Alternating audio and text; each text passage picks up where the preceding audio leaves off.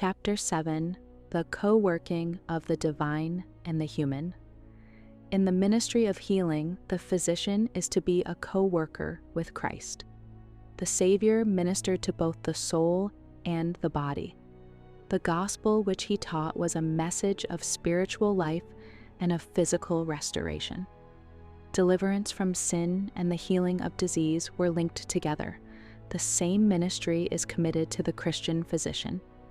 He is to unite with Christ in relieving both the physical and spiritual needs of his fellow men.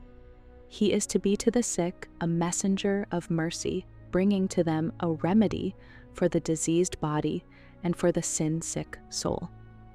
Christ is the true head of the medical profession.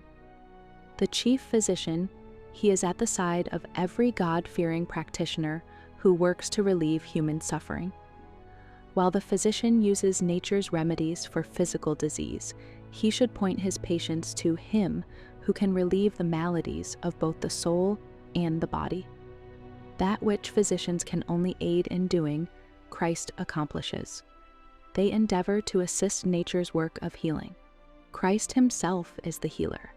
The physician seeks to preserve life, Christ imparts life.